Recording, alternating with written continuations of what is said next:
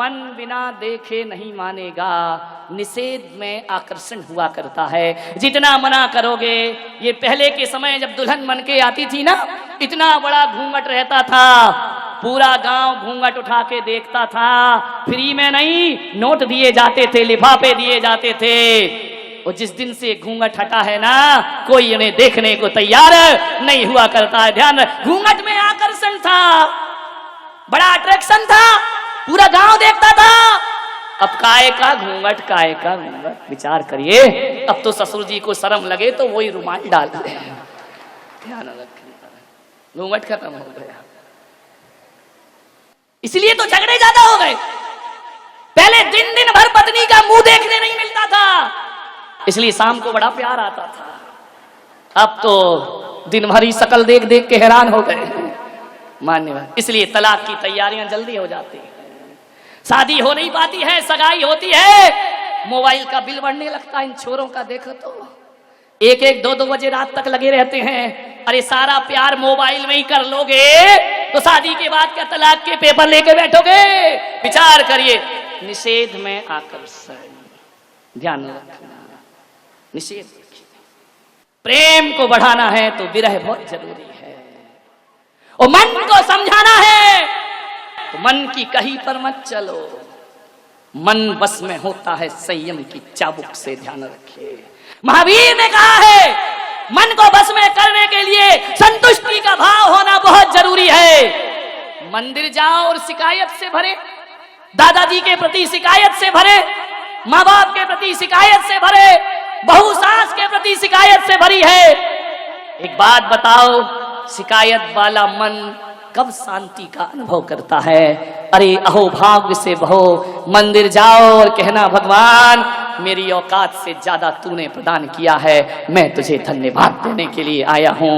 आप संत चरण में जाओ, शिकायत से मत भरिए, ऐसा सोचिए कि मेरे जीवन का पुण्य उदय है जो संतों का आशीर्वाद मुझे प्राप्त। अहो भाव से भरिए, धन्यवाद से भरिए। जितना अहो भाव आएगा उतनी मन में शांति आएगी, और जितनी अभावों पर दृष्टि रहेगी, जितनी शिकायतों पर दृष्टि रहेगी, मन अशांत होता चला जाएगा।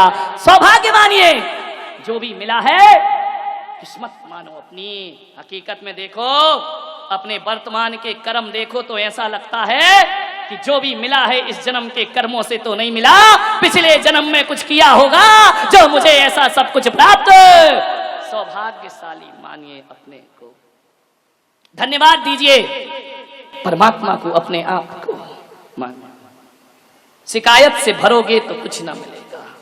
एक बात याद रखना, खतरनाक न वाणी होती है, न आंखें होती हैं, न खतरनाक इंद्रियां हुआ करती हैं। खतरनाक यदि कोई होता है तो मन हुआ करता है।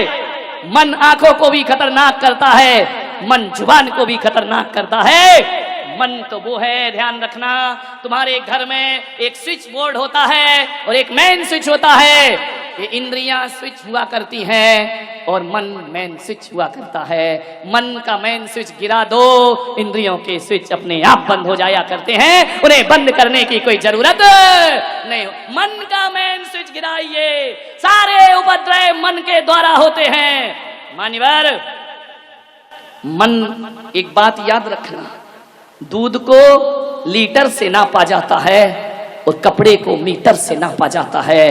एक बात बताओ, मन को नापने का कौन सा तराजू तुम्हारे पास है? मन के नापने का कोई तराजू नहीं है। कभी आकाश की ऊंचाइयों में जाता है ये मन, और कभी खंबात की खाड़ी में गिर जाता है ये मन। ध्यान रखना, ये मन बड़ा नादान, जितना इसे मनाओ उतना मचलता है, उतना दूर भागता है। एक बात याद रखिए, सम्राट सिकंदर जब भारत को जीतने के लिए आए, विश्व विजेता बनने का ख्वाब लेकर जी रहा है। किसी व्यक्ति ने यूनान से आते समय कहा कि सम्राट, भारत जा रहे हो, क्या लेकर आओगे? सम्राट ने कहा, भारत सोने की चिड़िया है, वो सारे सोना भारत से लेकर मैं यूनान में आ जाऊंगा, भारत को लूट कर लाऊंगा। किसी वृद्ध ने कहा कि सम्राट, भारत से केवल सोना लेकर मत आना, भारत जा रहे हो तो दुनिया के सभी देशों के पास सोने चांदी मिल जाएंगे, भारत से तो वहां का अध्यात्म लेकर के आना, क्योंकि जो अध्यात्म भारत के पास है वो दुनिया में किसी के पास नहीं हुआ करता है। सम्राट आया, भारत को लूटा और लौटते समय उसने अपने एक सैनिक से कहा कि मुझे उस व्यक्ति की एक बात याद है कि भारत का अध्यात्म हमें लेकर चलना है। जंगल से घोड़ों पर गुजर रहा था, एक झरने के नीचे दिगंबर मुनि विश्राम कर रहे हैं।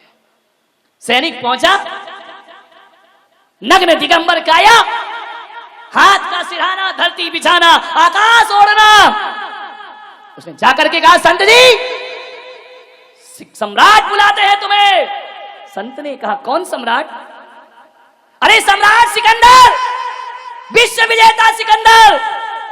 अरे संत ने कहा, मैं किसी सिकंदर को नहीं जानता। बोले, अरे सारी दुनिया उसे जानती है और तुम नहीं जानते हो। बोले, मैं नहीं जानता किसी सिकंदर को। अरे बोले, वो सम्राटों का सम्राट है। अरे बोले, होगा, मेरे किस काम का? अरे बोले, तुम्हें अपनी जिंदगी से प्रेम नहीं है, किस जिंदगी की बात करते हो?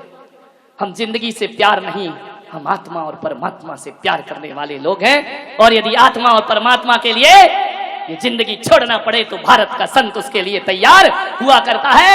एक बात याद रखना, जाओ सम्राट से कहना, हम लोग शरीर छोड़ सकते हैं मगर सिद्धांत नहीं छोड़ सकते हैं, हम उस देश के रहने वाले लोग हैं। बोले, सम्राट आपको बुलाते हैं। संत ने कहा, बड़े बड़े सम्राट हमारे चरणों में आते हैं, हमें कोई सम्राट बुलाए इतनी ताकत किसी में। बोले, तलवार से सर अलग कर दिया जाएगा। बोले, इसकी परवाह कब है मुझे? जाओ तुम्हारे सम्राट को बोलना, भारत का संत तुम्हें आदेश करता है, उसे जरूरत है तो वो मेरे पास आए। हमारी भारत की परंपरा है कि प्यासा कुएं के पास जाता है, कुआं कभी प्यासे के पास नहीं जाया करता है। सम्राट सिकंदर के कान में शब्द पड़े, घोड़े पर बैठकर आए, रकाब पर पैर रखा हुआ है। सम्राट ने उस संत को देखा, कल्याण मुनि उस संत का नाम था। सम्राट ने कहा, है भारत के संत, मुझे देख, पूरी दुनिया जीती है मैंने। संत ने कहा, ओ भिखारी, तूने दुनिया जीती है, मुझे देख, खुद को जीता है मैंने। ध्यान रखिए, हमारे यहाँ वो विश्व विजेता नहीं होते जो दुनिया जीतते हैं, हमारे यहाँ वो विजेता होते हैं जो अपने मन को जीता करते हैं। बोले, चलो हमारे साथ। संत ने कहा, साइड हट, ऐसा सम्राट है तू, आकाश की फ्री में दी हुई धूप भी ले रहा है, तुझसे बड़ा भिखारी दुनिया में कौन होगा? सम्राट को चोट लगी, घोड़े से नीचे उतरा। बड़े बड़े दुश्मन मैंने देखे, मगर ऐसा ना देखा जो दिल पर चोट कर रहा है। उसने कहा कि संत जी, मेरे एक वृद्ध ने कहा है कि भारत से जब लौटो तो अध्यात्म लेकर के लौटना, मैं तुम्हें अपने देश ले जाना चाहता हूं। संत ने कहा, जानता है अध्यात्म क्या होता है? जरा एक बात बता सिकंदर, ये जो सारी दुनिया में लूट खसोट कर रहा है तू, ये सारी दुनिया को जो जीत रहा है, बोल इसके बाद तू क्या करेगा? बोले, मैं पूरे विश्व को जीत लूंगा। सम्राट जरा ये बता, तू करेगा क्या उसके बाद? बोले, उसके बाद शांति से रहूंगा, शांति से जीऊंगा, शांति से खाऊंगा, शांति से पीऊंगा, पूरी दुनिया पर हुकूमत करूंगा। संत ने कहा, पागल, इतने से के लिए इतना बवंडर? बोले, क्या मतलब? बोले, शांति से जीने के लिए इतनी बड़ी अशांति क्यों करता है? बोले, समझ नहीं पाया मैं। बोले, पागल, शांति के लिए दुनिया नहीं जीती जाती, शांति के लिए तो खुद को जीता जाता है, मन को जीता जाता है। अरे सारी दुनिया जीत कर भी तू शांति नहीं पा सकेगा। आ मेरे पास बैठ और सारी दुनिया को ठुकरा के आत्मा की शांति को प्राप्त कर। एक बात याद रखना ग्वालियर वालों, तुम सोचते हो कि एक मकान बन जाएगा तो शांति मिलेगी, बीबी आएगी तो शांति मिलेगी, बच्चे होंगे तो शांति मिलेगी, दौलत कमाऊंगा तो शांति मिलेगी। सब कुछ तो करके देख लिया, मरते दम तक भी शांति ना मिली। मंदिर की शांति धाराओं ने भी शांति ना दी, शांति विधान ने भी अशांत ही बना करके रखा। मैं आपसे मेरा निवेदन है, एक बात गांठ बांध लीजिए कि शांति साधनों से नहीं मिला करती है, शांति तो परमात्मा की साधना से प्राप्त हुआ करती है। ध्यान रखिए, साधना चाहिए, साधनों से कभी शांति मिली है क्या? कहते हैं कि सम्राट सिकंदर कल्याण मुनि को यूनान ले गया जहाज के रास्ते से, और जब सम्राट सिकंदर दुनिया से गया, डॉक्टर आए, हकीम आए, वैद्य आए, सब घेर कर बैठे हैं। सम्राट सिकंदर से कल्याण मुनि ने कहा कि सिकंदर, अब तुम्हारे जीवन का समय खत्म हो चुका है। संत जी, एक दिन का जीवन दे दो। कल्याण मुनि ने कहा, हम कुछ नहीं कर सकते, इन हकीमों से कहो, हकीम जी एक दिन का जीवन दे दो मुझे, भीख मांग रहा है विश्व विजेता अपनी जिंदगी की, क्या मिलता है दौलत से, साधनों से, जिंदगी को तरस रही है एक आत्मा, मुझे एक दिन का जीवन दो, मैं तुम्हें आधा राज्य दे दूंगा। हकीम ने सिर झुकाया कि नहीं, हम असमर्थ हैं, हमें क्षमा करें सम्राट। डॉक्टर और वैद्य से कहा, मैं तुम्हें पूरा राज्य दे दूंगा, तुम मुझे एक दिन का जीवन दे दो। वैद्य ने कहा, एक दिन तो बहुत बड़ी बात है सम्राट, हम तुम्हें एक घंटे की सांसें भी नहीं दे सकते हैं, एक मिनट की सांस भी हम तुम्हें प्रदान नहीं कर सकते हैं, कोई मुझे जीवन नहीं दे सकता है, तो फिर मैंने ये दुनिया क्यों जीती है? क्यों तलवार की धार से हजारों का बेगुनाहों का खून बहाया? आज सम्राट को पता चलता है, वह इतना कहता है, फिर एक काम करो, जीवन नहीं दे सकते कोई बात नहीं, ये काम कर देना कि सम्राट तो मरते समय समझ रहा है, ये दुनिया जीते जी समझ जाए, जब मेरा जनाजा उठे मेरे दोनों हाथ ताबूत से बाहर निकाल देना। बोले इससे क्या होगा? बोले ताकि ये दुनिया समझ ले, जान ले कि आया था जब सिकंदर हौसले तो वाली थे, और जब गया था दुनिया से दोनों हाथ खाली थे।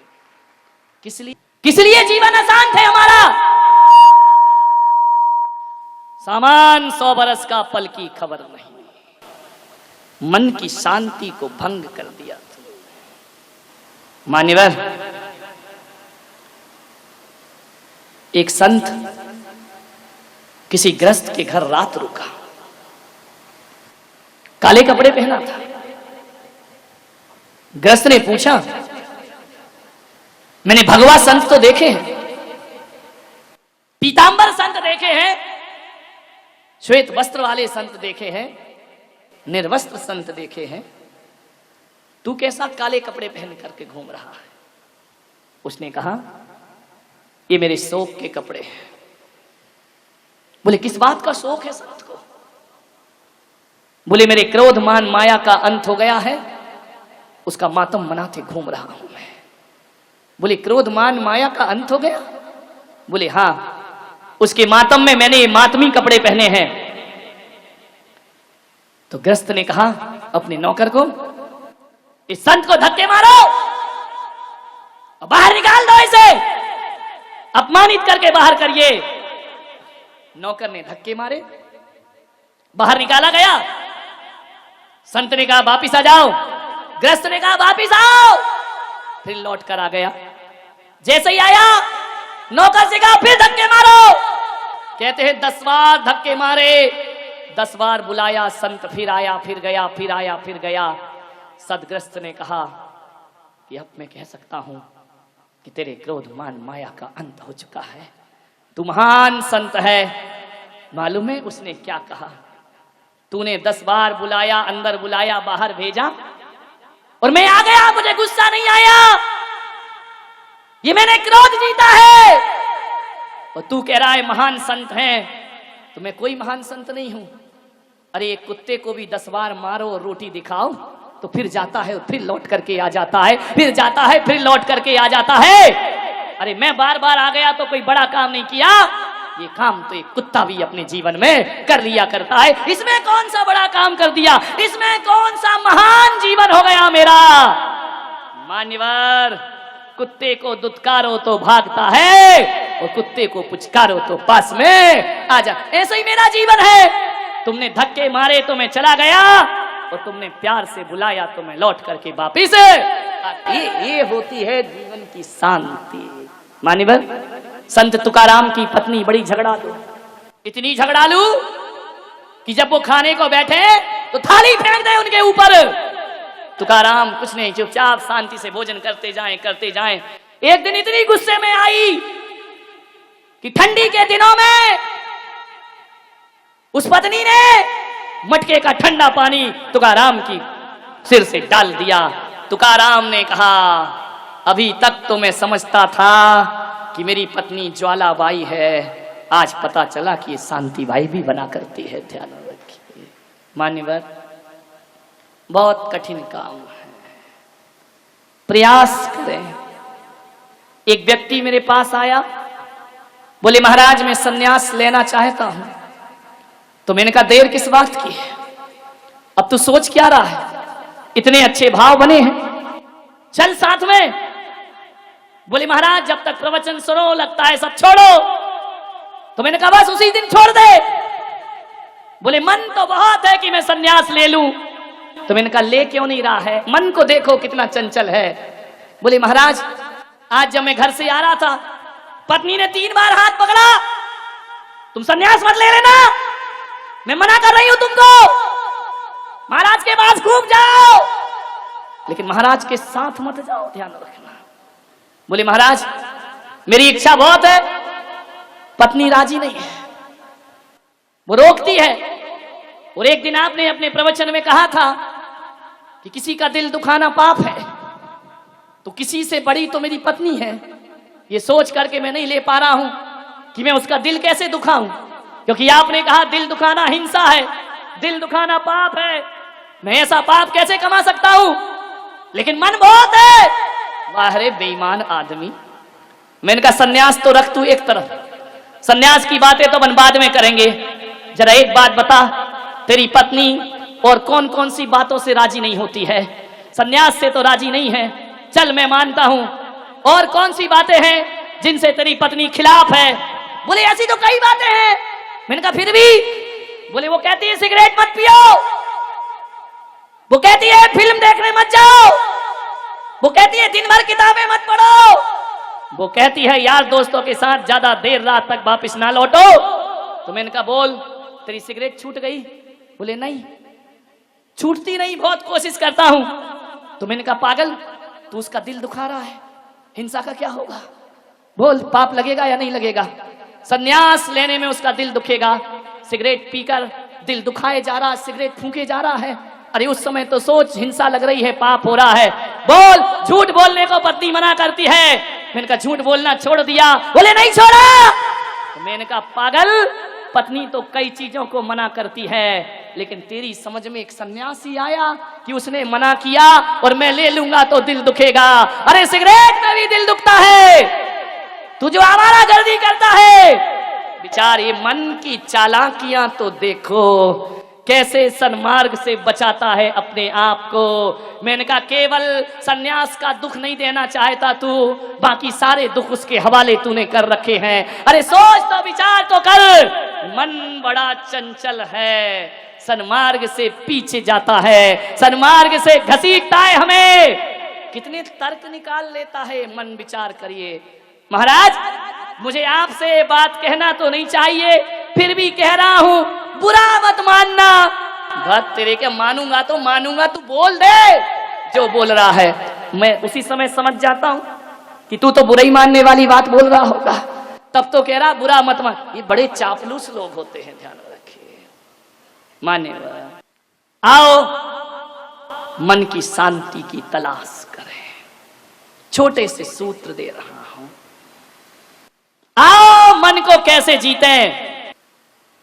पत्नी किसे बुरी लगती है? पत्नी बुरी नहीं लगती। पत्नी जो अशांति फैलाती है वो अशांति बुरी लगा करती है। बच्चे किसे बुरे लगते हैं? बच्चे किसी को बुरे नहीं लगते। बच्चे को तो जानवर भी प्यार करता है, लेकिन जो अशांति फैलती है मन को, अशांत पत्नी सबको बुरी लगती है, अशांत पति सबको बुरा लगता है, अशांत बच्चे सबको बुरा लगते हैं, अशांत मित्र सबको बुरे लगते हैं। आपसे एक ही निवेदन है, आओ शांति को अपने जीवन का सिंदूर बनाएं, शांति को अपने माथे का सौभाग्य बनाएं। कैसे बनेगा माथे का सौभाग्य शांति? अरे सोने के कंगन पहन पाओ या ना पहन पाओ, शांति के कंगन रोज पहनना चाहिए। सोने के कंगनों से वो सुकून नहीं मिलेगा जो शांति की चूड़ियों से सुकून मिला करता है। शांति की साड़ी पहनो, शांति का भोजन करो, शांति का पानी पियो। शांति से मतलब किसी की पत्नी का नाम मत लगा लेना है, नहीं तो गड़बड़ लेने के देने पड़ जाएंगे कि शांति को बुलाओ, तभी भोजन होगा, तभी पानी होगा। मन की शांति, अपने घर में एक शांति का बगीचा लगाओ जिसमें शांति के फूल खिलते हो, शांति का उपवन हो। ऐसा मकान बनाओ जिसकी छत शांति से ढली हो, ऐसा दीवार बनाओ शांति से शांति की ईंटों को जोड़ करके दीवार बनाई गई हो। मान्यवर, हर जगह शांति, शांति की सीमेंट का अनुभव करो। आंख बंद करके बैठने से शांति नहीं मिलती है। शांति अकेला पानी मत पियो, उसमें शांति की टॉनिक भी पीने का आप प्रयास करिए। अकेला भोजन मत करिए, उसमें शांति के ग्रास भी बनाने का प्रयास करिए। मान्यवर, हर जगह सुबह से शाम तक जब बोलो तो शांति से बोलो, सोचो तो शांति से सोचो, गाओ तो शांति से गाओ, चलो तो शांति से चलो, बैठो तो शांति से बैठो, सो तो शांति से सो। पलकें बंद करो तो इतनी जबरदस्त बंद मत करिए, ऐसे बंद करो जैसे खिड़की के पर्दे गिराए जाते हैं। वह नींद तुम्हारी थकान उतार देगी। ये होश पूर्वक सोना है, वो जहां खर्राटे आने लगे तो बेहोश पूर्वक सोना है। ध्यान रखिए, बेहोशी की नींद से थकान नहीं उतरती, प्रज्ञा नींद में सोइए। ध्यान रखिए, योग निद्रा जिसे कहा जाता है, पलके बंद करो और ऐसा लगे कि शांति के वन में मेरा प्रवेश हो चुका है। सांसें ऐसे लो, बड़ी शांति के साथ सांसों को लेने का प्रयास करिए। सुबह से शाम तक, उठते बैठते तक शांति के लिए कोई शांति मंत्र जपने की जरूरत नहीं। चप्पल भी पहनो तो शांति से पहनना, कपड़े भी पहनो तो शांति से पहनना, ग्राहक से बात करो तो बड़ी शांति से बात करो। जो व्यक्ति सुबह से शाम ये शांति की साधना कर लेता है, मैं कहता हूँ वो घर में बैठकर ही शांति नाथ हो जाया करता है। वह तीर्थंकर जैसी शांति का अनुभव। शांति तो रखो थोड़ा सा, मरने के बाद शांत हुए तो क्या खाक शांत हुए, जीते जी शांत होते हैं वो संत हो जाते हैं, मरने के बाद जो शांत होते हैं वो मजबूरी हुआ करती है। ध्यान रखना है, वो तो मजबूरी है, वरना मुर्दा भी शांत नहीं बैठे। ध्यान रखना, ये शांति की साधना, कोई त्याग नहीं करना है, कोई तपस्या नहीं करना है, कोई माला नहीं फेरना आपको, कोई वैराग्य नहीं लेना आपको। 24 घंटे शांति का अनुभव करिए। मान्यवर, समय की कीमत समझिए, बहुत शांति मिलेगी। शांति पाना है, घर को स्वच्छ रखो। जितना घर गंदा होगा, जितने घर में गंदगी होगी, कचरा फैला रहेगा, मन अशांत रहेगा। इसे महावीर ने कहा क्षेत्र की शांति। समय से 5 मिनट पहले करोगे, ये है समय की शांति। ध्यान रखिए, हर काम बड़ी शांति से करोगे, ये है मन की शांति। ध्यान रखना है, आपको जीवन में शांति प्राप्त करना है। समय से पहले काम होना चाहिए, साफ सुथरा घर रखिए। एक बात याद रखें, शांति से जीने और बोलने का प्रयास करें।